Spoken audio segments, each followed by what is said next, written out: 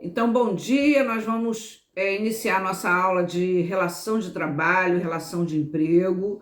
É uma aula que traz uma importância muito grande, não só para quem já é advogado, como para quem é estudante de direito, porque vai permitir a identificação daqueles trabalhadores que são empregados e daqueles trabalhadores que têm uma mera relação de emprego. Ah, mas por que eu preciso saber isso? Bom, nós precisamos saber isso, primeiramente, porque nós estamos no estudo do direito do trabalho, estamos na advocacia trabalhista, e muitas vezes o cliente, quando chega para a gente, ele não chega prontinho, perfeito e acabado, com uma petição inicial pronta. Nós precisamos, às vezes, dar uma de investigador, analisar aquela relação, fazer perguntas, tentar entender qual é a problemática do cliente, para a gente avaliar, primeiro, avaliar se a ação dele é trabalhista, avaliar se é uma relação de natureza civil,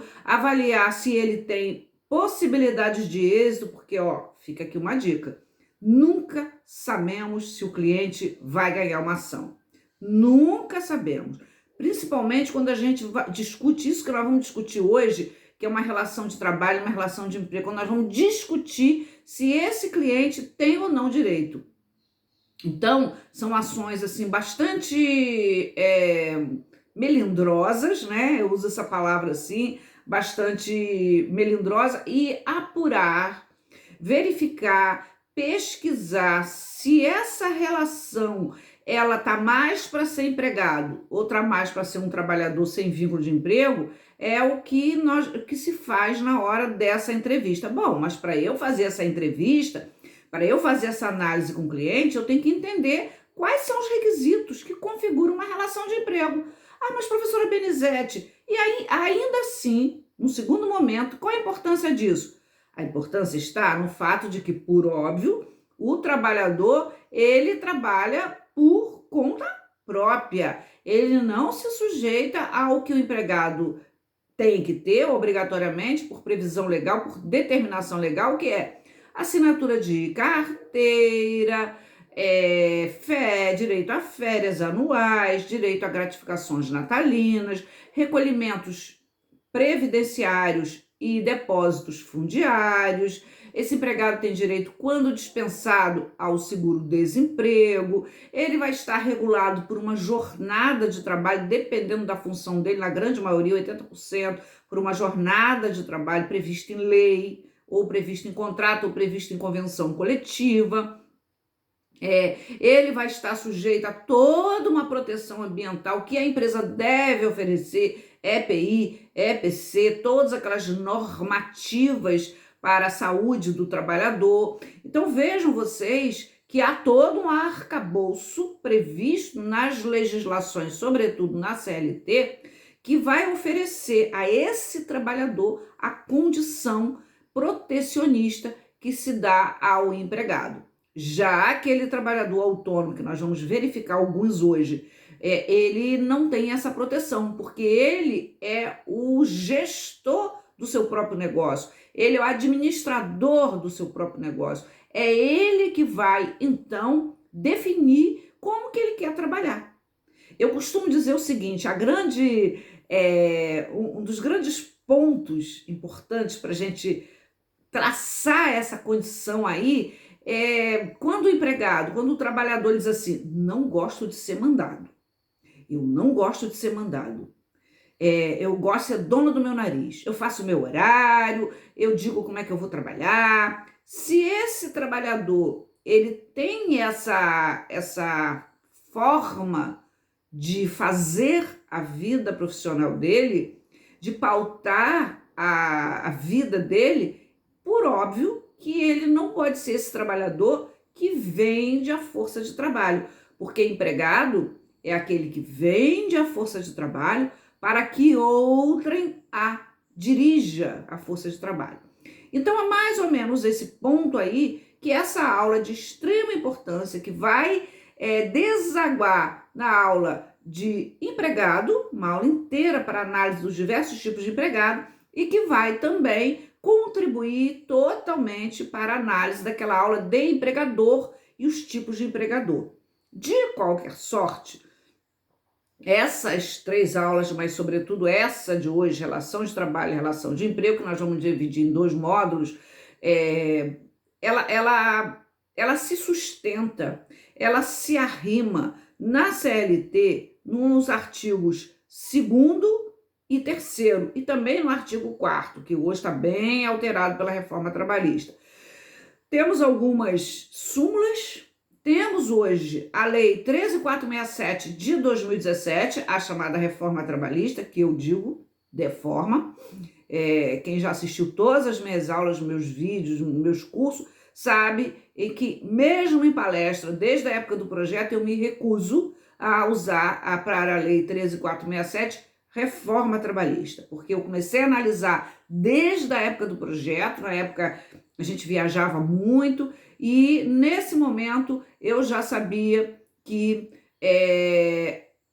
aquele projeto que se transformou na Lei 13.467 não trouxe nenhuma contribuição para o aprimoramento, para a melhoria da CLT. Ela realmente pontuou questões muito mais voltada para uma proteção do capital, sobretudo dos grandes capitais brasileiros, mas ela não arrumou a CLT.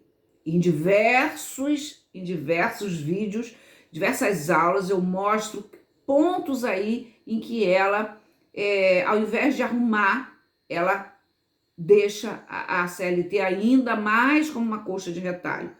E a gente mostra isso em diversos momentos. Muito bem. E aí, nós precisamos aferir quais são os requisitos configuradores de uma relação de emprego. Porque a partir dessa compreensão, nos é possível, quando o cliente chega no nosso escritório e que ele diz assim: doutor fulano, eu trabalhava como vendedor, eu vendia produtos dessa empresa, eu tinha exclusividade, eu usava o meu carro, a gasolina era minha, mas eu trabalho lá há 10 anos. Não é o tempo de trabalho, tempo de contrato, tempo de relação de vínculo que vai definir a qualidade e a natureza desse vínculo. Isso aí é ponto pacífico. Não é também se ele era um trabalhador externo, vendedor, ou se ele era um trabalhador interno. Aliás, hoje a gente tem aí pautado a questão dos trabalhadores em home office, né? Que é um trabalhador externo, em domicílio, mas é um trabalhador que está fora da empresa. Então, isso também não é definidor, porque o trabalho em domicílio sempre existiu na CLT, sempre existiu, sempre foi previsto e sempre teve a proteção da lei. Bom, mas então, quais os requisitos que vão nos dar essa métrica, essa lente, essa medida para eu compreender se aquela relação é uma relação de trabalho ou se é uma relação de emprego? O primeiro caráter definidor, o mais importante de todos eles, é a subordinação jurídica, que está prevista tanto no artigo 2º da CLT quanto no artigo 3º. E essa subordinação jurídica, ela vai dizer o seguinte: empregador é aquele que contrata, dirige, assalaria e dirige a prestação de serviço.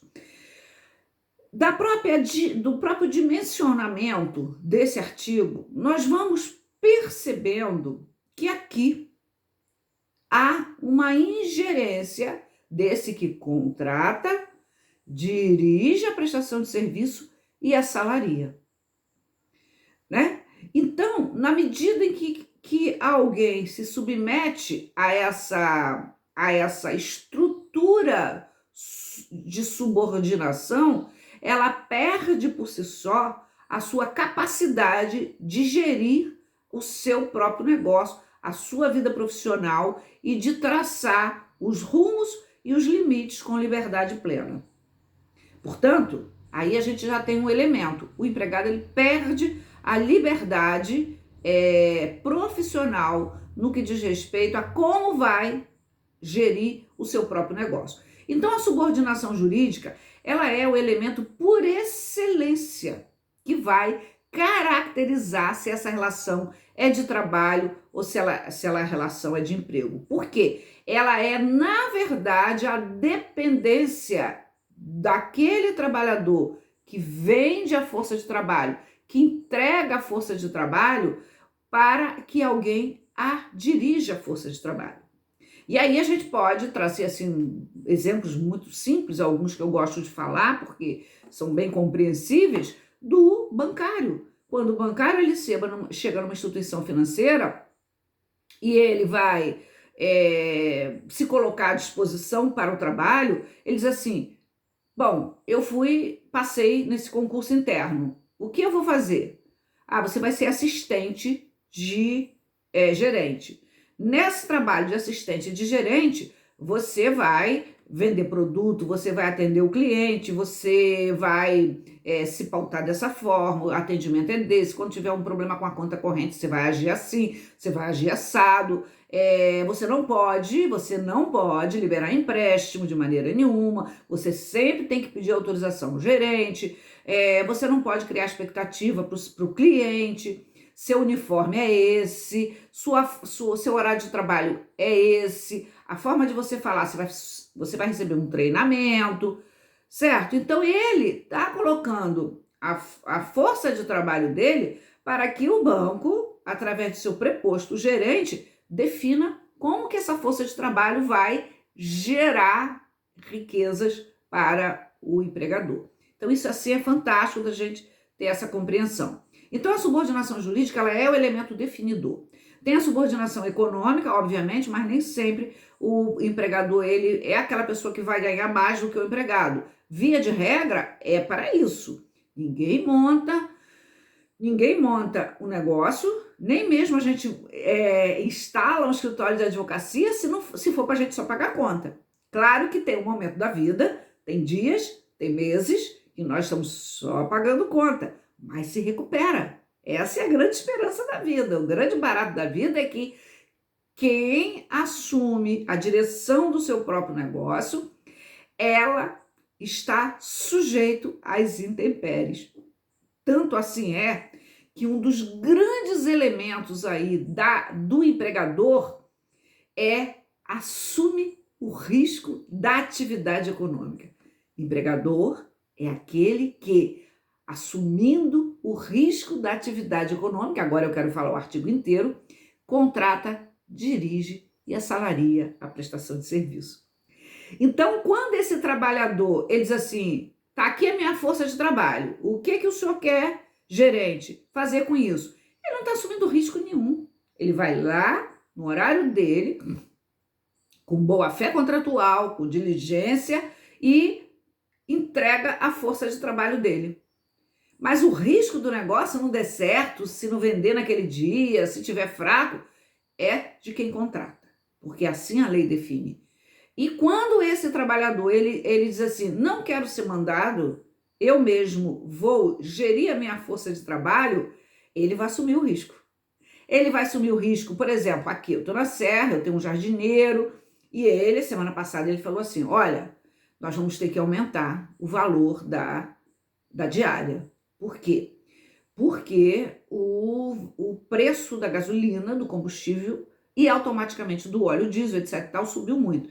Ele trabalha com o maquinário dele, com o cortador dele de grama, cortador podador, tarará, tarará. Então, ele tem que repassar o custo. Agora, na hora que o maquinário dele dá defeito, eu não tenho compromisso.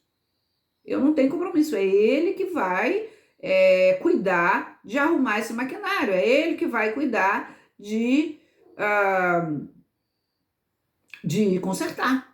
Ele que vai pagar. Se for barato, se for caro, o risco é dele. Ele é um autônomo porque ele escolheu trabalhar dessa forma. Então, a subordinação jurídica, a subordinação econômica nem sempre, porque às vezes o empregador, num certo mês, pode ganhar mais, pode ganhar menos. E a dependência técnica. Normalmente, o empregador é aquele que sabe mais, mas também não é um caráter definidor. Essas subordinações jurídica, econômica e técnica, elas se fazem presente na conjuntura da identificação do vínculo de emprego.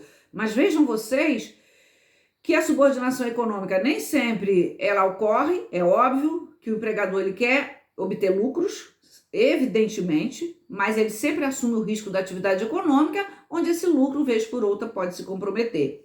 Dependência técnica, também nessa perspectiva, a dependência técnica nem sempre ela é real.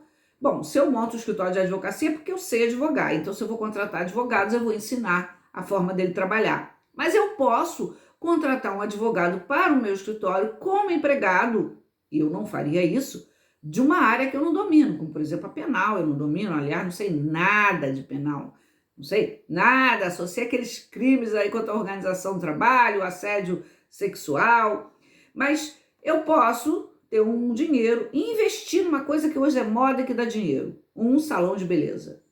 Não sei cortar cabelo, não sei fazer unha, não sei pintar cabelo, não sei fazer nada de cabelo, mas eu tenho dinheiro, eu acho legal, é uma área que eu gosto, eu tenho muitos amigas que vão eventualmente comprar meu produto, e eu vou entrar nessa seara. Então, veja bem, eu não sei nada, mas eu vou contratar profissionais que sabem. Então, vejo que a subordinação técnica, ela também não é um caráter. Um outro elemento que é definidor, que no conjunto aí, veja que é um conjunto, uma conjuntura, vai também apurar se essa relação é de emprego ou de trabalho. Continuidade da relação. O que é continuidade da relação? É o oposto de não eventualidade. Não é aquele trabalhador que vai trabalhar de vez em quando. É um trabalhador que tem uma contínua dação da sua mão de obra. E nessa perspectiva, ele vai aparecer aí todo dia para trabalhar. Hoje vamos tomar o exemplo da bancária. Ela chega todo dia e ela vai chegar para o gerente. E hoje, como é que vai ser nossas ações? Vamos fazer o quê? O gerente vai dizer, hoje é dia de vender muito produto. Estou usando um exemplo que é muito comum, metas. E aí o banco trabalha com meta, toda empresa trabalha com meta. Então ele vai dizer assim, olha, você hoje tem que vender. Você tem que vender muito, você tem que vender bastante, você tem que tentar fazer todas as vendas possíveis de todos os produtos que nós temos, 6, 7 produtos. É seguro disso, seguro daquilo, tem de vender. Então, todo dia ela renova aquele contrato diariamente.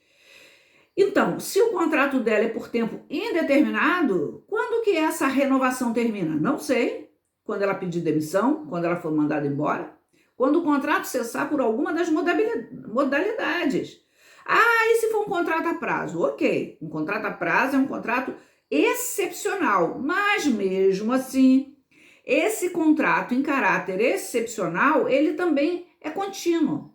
Isso significa dizer que o empregado não é aquele que vai esporadicamente. Bom, hoje nós temos uma contrariedade àquela tese que é o trabalho intermitente. O contrato de emprego de natureza intermitente, que inclusive é o fórum avaliativo da turma da noite, eu acho que eu já pedi isso, de você já botei lá, tá? Desculpa, gente, me perdi um pouquinho aqui. Essa atividade, o contrato de trabalhador intermitente é aquele que vai de vez em quando, ele é eventual, só que com uma característica trazida pela Lei 13.467, que ele trabalha só quando é chamado. Mas isso daí é uma aula, é um vídeo só sobre isso, que é extremamente importante, muito importante. Outro requisito da relação de emprego, onerosidade, retribuição. Veja bem, qualquer trabalho, se for gratuito, ele pode ser qualquer coisa. Pode ser trabalho voluntário, pode ser doação, pode ser qualquer coisa, menos emprego. Não existe contrato de emprego, gente. Não existe empregado que trabalhe de graça.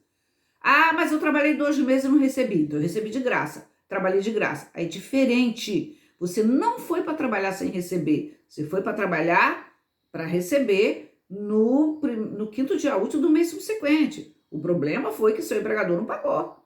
É diferente, ele não cumpriu com a parte dele do contrato. Mas o requisito de uma relação contratual de emprego é que haja salário. O salário é a contraprestatividade nas diversas modalidades dele, em todas as possibilidades que ele tem de quitar, de pagar aquela venda da força de trabalho. Então, não existe contrato de emprego sem salário.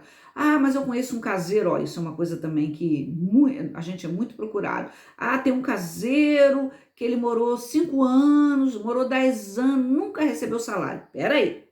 Salário pode vir in natura, pode vir em forma de aluguel, de moradia, pode vir em forma de cesta básica. Aí ele não recebia nada? Não, ele recebia 1/4 do salário. O resto era em cesta básica. Opa, há uma contraprestação. Se essa contraprestação está aquém do que a lei estabelece, isso é outra história. Isso aí é munição para a ação trabalhista. Mas então há uma forma de salário. É diferente daquele trabalhador que diz assim, eu vou trabalhar para o senhor, mas não quero receber nada. Não. Aí é caridade. Aí é trabalho voluntário, tá? Que nós ainda vamos ver hoje no próximo vídeo. Outro elemento extremamente importante, muito importante, é a pessoalidade.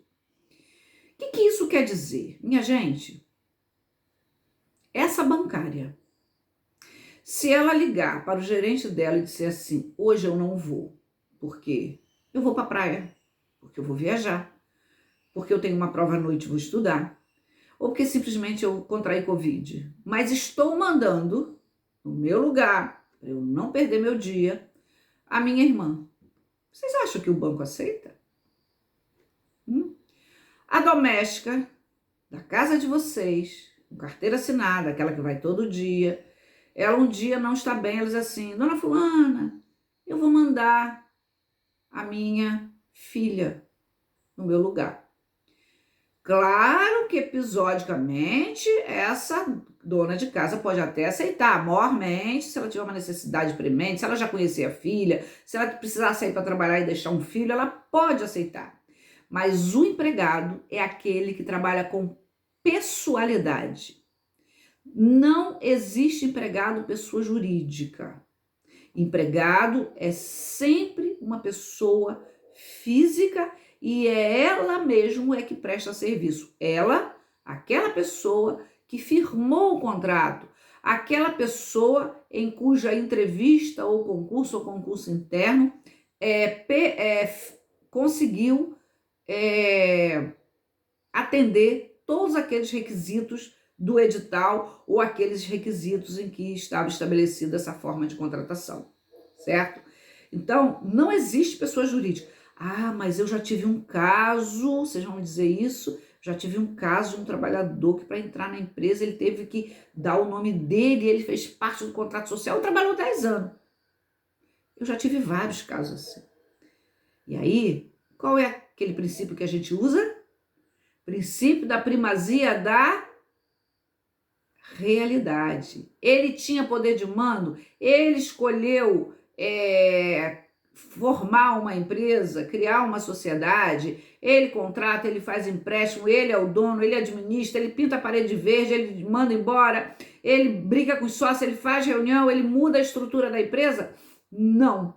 Ele trabalha lá como vendedor, ele trabalha na parte burocrática, e ele tem alguém que manda nele, ele tem um salário todo mês, ele vai pessoalmente trabalhar? Sim. Então, ele nunca foi sócio, ele nunca foi pessoa jurídica. Ali, o que houve e o que há é uma máscara para evitar que esse trabalhador, ele efetivamente possa obter as vantagens de um vínculo empregatício. Esse é um problema. Isso é uma coisa que acontece demais, gente. Acontece e aí quando o empregado ele só vai se dar conta quando ele vai ver que o nome dele tá com todas as restrições. Infelizmente, existem maus empregadores, infelizmente existem pessoas que não são sérias, advogados que não são sérios, médicos que não são bons, políticos que não são bons. Tem, como dizia minha mãe, tem de um tudo em todas as profissões, porque é da natureza humana. Muito bem, então, há, inclusive, algum entendimento, eu botei para vocês aqui, que se a empresa permitir isso, a substituição, se tiver escrito essa possibilidade de substituição em eventuais dificuldades, por exemplo, o contrato da doméstica, se ela chegar assim, olha, eu tenho um problema, eu volta e meia preciso acompanhar meu marido no médico, ele faz algum tipo de tratamento, eu queria saber se nesses dias, para eu não perder meu dia, eu posso pedir que a minha filha faça esse trabalho, que a minha filha possa me fazer substituir. Bom, há autores que dizem que se isso tiver pactuado, isso não desnatura a relação de emprego, não desnatura essa condição de empregado. Bom, então, em resumo desse primeiro bloco aqui, da parte geral da relação de trabalho e relação de emprego, é que a relação de emprego existe o elemento fundamental que é a subordinação jurídica. Depois da subordinação jurídica, nós vamos ter a continuidade, subordinação econômica, subordinação técnica, continuidade, ou seja, o contrário de não eventualidade. Outro elemento configurador é salário, onerosidade, pessoalidade e pessoalidade, salário, continuidade, subordinação jurídica. Vamos lembrar que nem o autônomo ele trabalha sem ter uma onerosidade. Portanto, isso por si só não é caracterizador, ok? Então, eu vou fechar esse bloco aqui e vou verificar para a gente entrar nos tipos de trabalhadores, isso aqui também é muito importante, espécies de trabalhadores que não têm vínculo de emprego e aqueles que pela atividade pode ter, pode não ter, e aqueles que pela própria determinação da lei não são sujeitos de vínculo de emprego, ok?